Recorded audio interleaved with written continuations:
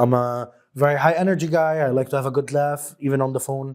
But if the person doesn't want to, I'll also be serious and be very flexible. Yeah, like read the room. Yeah, read the room. Thank you. Read the room. Yeah. That's it.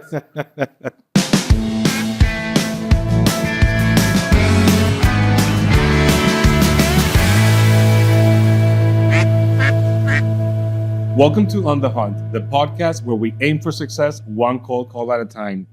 I'm your host, Jason Meyer, and today we're joined by Moh Ghobara.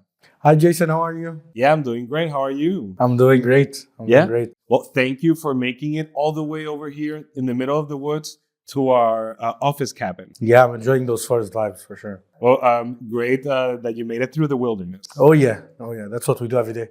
Tell me a bit more about your sales career. How did you get here? You started as an SDR. Tell me about the whole trajectory. So I'm this weird type who knew since university that they will probably end up doing sales. It was either football or sales anyways, then we ended up in sales, so here we are. I started as an SDR at Euronext first. Then I was at a company called Front, where I did a year and a half of SDRing as well, so a total of 2 years under the belt as an SDR, which I'm actually pretty proud of, and that taught me a lot. And since then, I've been in an AE, whether at Front or at a place like Cognism for the past year and a half now. So what's your strategy to reach the right decision makers? Like, how do you track them down without giving up? Without giving up part is so important. I think so. So my approach is pretty different, I think, to cold calling in general, where I was never the cold caller who's just taking a random 100 contacts and just banging the phone on 100 people, dialing them up. And I just always preferred the approach of adding a lot of value to the prospect from the get-go. So analyzing a bit of what's happening in their business. So for example, are they growing the number of employees? Are they growing any metrics that can show that my business can be of value to them? And then going to find those decision makers on the best data tools possible. From the first few minutes on the phone, from the email I send, I'm just trying to show that I'm trying to solve a business problem for them. Nothing more, nothing less. Now, of course, do you need to follow up a lot? Do people tell you, call me back a million times? Yes, but this is where as well, I think you gotta know when to give up and not to give up. So I always say give up when there's no business case. But if there is a business case and there is a use case, then always hunt that prospect and always find a way to solve their problem. So understanding your prospect and playing the long run. 100%. I mean, at the end of the day as well, this is something I always tell our SDRs is that we're in a very long-term game that's very relationship-based. And so let's say I was outbounding to you and you did not accept to take a meeting with me, or you just told me, hey, it's not the right moment for us. Okay, when is the right moment for you? In 6 months. Most SDRs get bothered by that. I actually used to find that great because that means I have 6 months to build rapport with this person.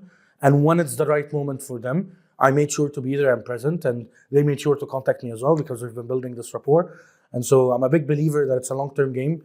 And anyone that I had a cold call with, even if it didn't get me to a meeting straight away, always ended up getting me results. What's one technique that you use to always get your prospects' attention? I would think about the basic stuff, like mentioning something their company recently launched, mentioning something that you saw on a LinkedIn post on that person or made by that person. I don't know, if I saw that they play golf, I'll talk to them. Did they miss some holes this weekend or not? It's also context based, and you just gotta be very fast at taking in all that information and coming up with something that's gonna get them out of the mold. I had a prospect that used to support a certain football team, and so when I called him, the first thing I said was speaking about one of the players in that team and telling him how bad he was in that game. And then the conversation ended up being about that for the first 2-3 minutes of the call. Then he was like, okay, why are you calling me? And here we ended up having a great conversation. Some people as well want to be extremely serious, and I think you got to be fine with that. So as you said, I'm a very high energy guy. I like to have a good laugh, even on the phone. But if the person doesn't want to, I'll also be serious and be very flexible. Yeah, like read the room. Yeah, read the room. Thank you. Read the room. Yeah. That's it. Okay, Mo. So in your experience, like what's a common mistake that people make when they start their career as an SDR and cold calling? I think there's going to be two cases I've seen at least. There's the case of the ones who are going to be too shy and lacking a lot of confidence.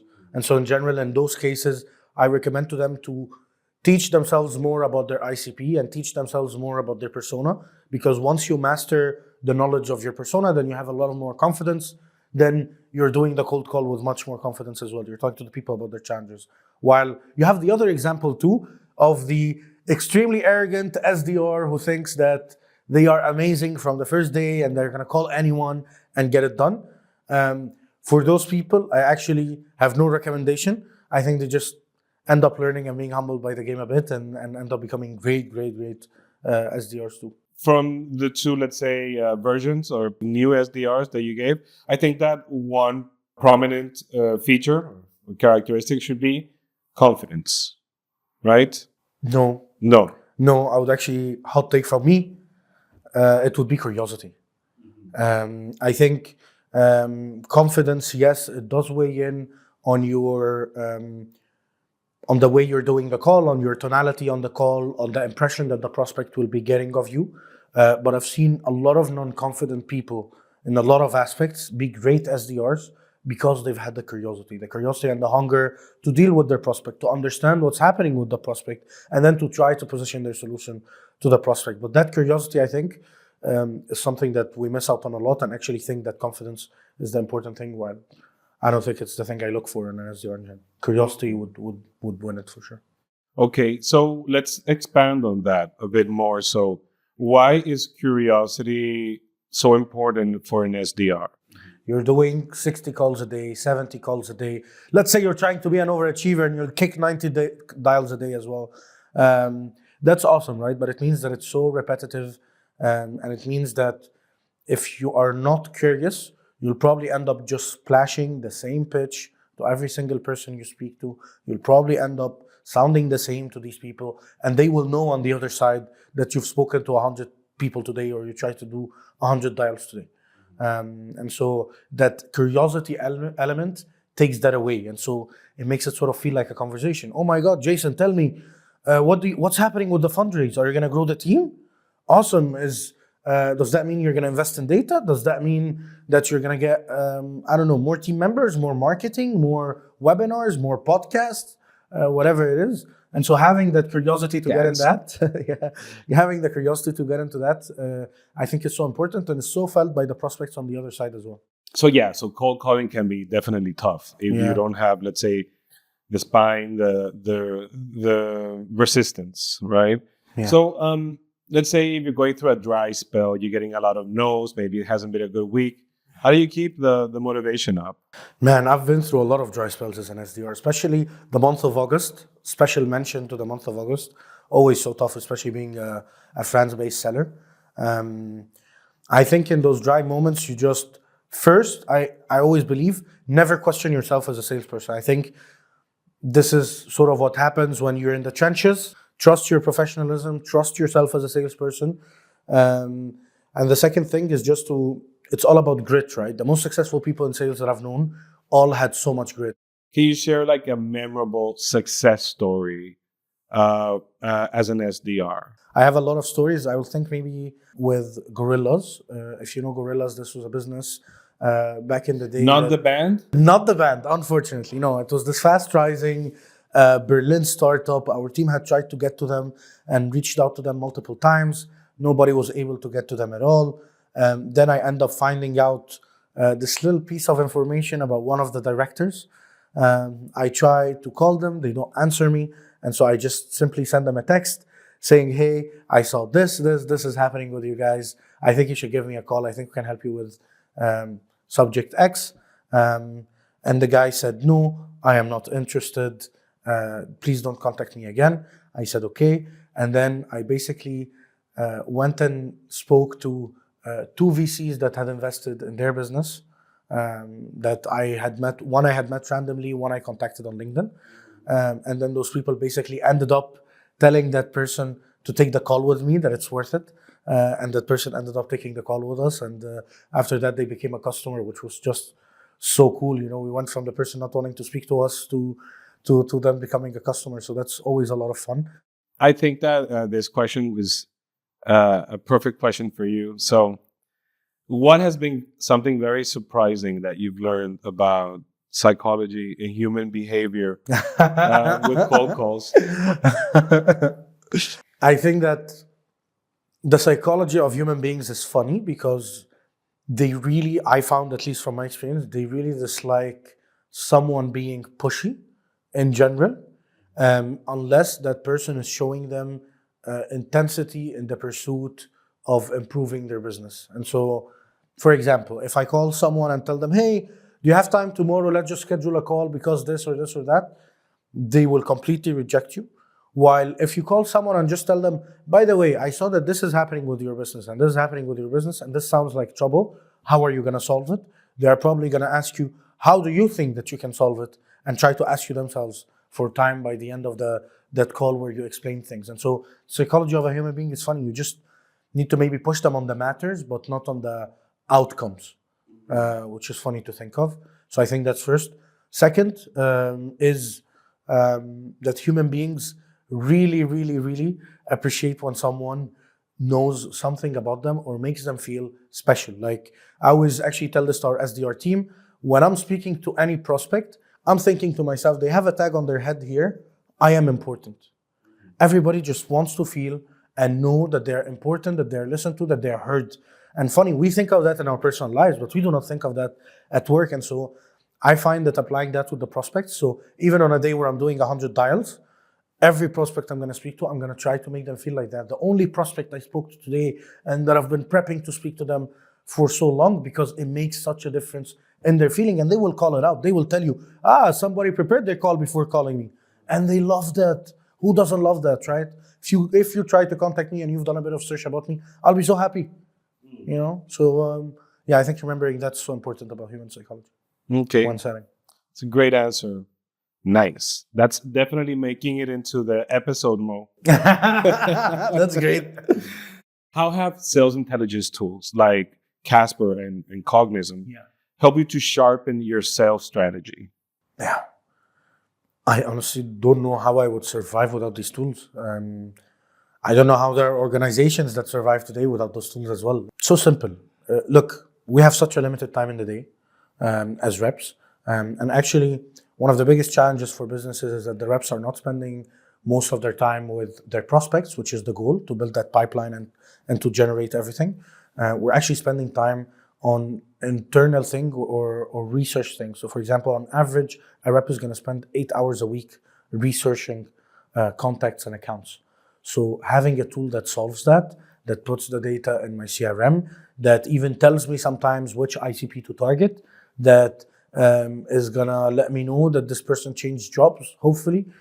Just all these little details make my life much easier. Instead of focusing on researching, I'm focusing on generating pipeline and bringing outcome to my business and to the businesses of those prospects as well. Okay, so building on that answer, so what's a key feature about our tools, Casper and Cognism, that you swear by?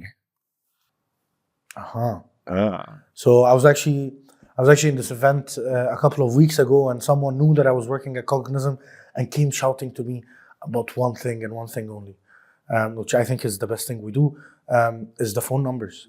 At the end of the day, phones are still the number one way to book meetings with prospects, and especially with email automation, with AI in place, it's going to get more and more crucial to use our phone numbers. And so the ability to get high quality, compliant phone numbers is just a game changer for me personally. I know I can call anyone anytime. I know I can reach them and try to build the results and build a case for their business to use our tool. So I think it's inevitable. What's like a weird, different, quirky strategy that you've used that surprisingly worked? Sending a box of chocolate or something like that to people. Really? Like, I think it works much better than we think. Like, just send the person a letter signed by you with your company logo and a box of chocolate, and you'll see the effects. People love chocolate. People just love chocolate. People love chocolate. Yeah. Send us chocolate. You know, here in the cabin in the woods. Yeah. So to wrap things up, I have 3 questions for you. The first one, to all our young SDRs and BDRs listening out there, what's your top tip for them to really sharpen their cold calling skills? Hot take from me, but I think learn about your ICPs. Know your ICPs by heart. Every single use case, every single challenge, the different lingos and the different languages that you're going to need to speak. So, for example, we know that when you're speaking with a CEO, it's different than when you're speaking with a VP sales. It's different than you're speaking with a head of growth. Play the long-term game. Know your ICP by heart, and everything else will be okay, generally. If you know your ICP by heart, you become a much better professional. And so when you're going on the cold call, you're speaking to these professionals as peers, and you're speaking about challenges that are relevant for them. And there's no way, just no way, that you speak to someone about something that's relevant to them in their lingo while trying to solve their business issue and at least getting a positive response from them, even if it's not a meeting because they have no business case. But hey, you just built a great rapport there, and that person respects your professionalism now and forever. Okay, well, that's a great answer to wrap things up. And as I mentioned, I have two more questions. All right. Okay. So the first one, the second to last one. Yeah? Yeah. Okay. If you had to go 1 week to a cabin in the wilderness, what 3 things you would take with you? Either my phone to do hotspots, to get internet, or like a little 5G machine. One of both. I need internet, if I'm being honest, even in the wilderness. I would probably take as much good food as I can that I'll be very happy to grill around my cabin. And then I'm probably taking a beach buggy or an equivalent, because I love me those things. I don't know if you remember, we once did this together actually in the mountains. But yeah, I love me to drive with these little toys in general. So I would definitely take that to play around with in the woods. That's great and sounds fun, actually. They can have fun and not only sell. That's great. Yeah. That's great. Hopefully. And the last one. Have we made you feel important, Mo? I love it. I feel so important. I have this camera directed to me that I'm looking at here. So yeah, I felt important today, definitely. Okay. I'm getting the pleasure of Jason for a few minutes. Okay, awesome. Well, thank you for joining us once again, Mo, and sharing all of your valuable advice with us and with our viewers. Yeah. Thank you so much for having me. And thank you for watching this episode of On the Hunt. Join us next time where another sales expert will share all their advice with us. Bye. Bye.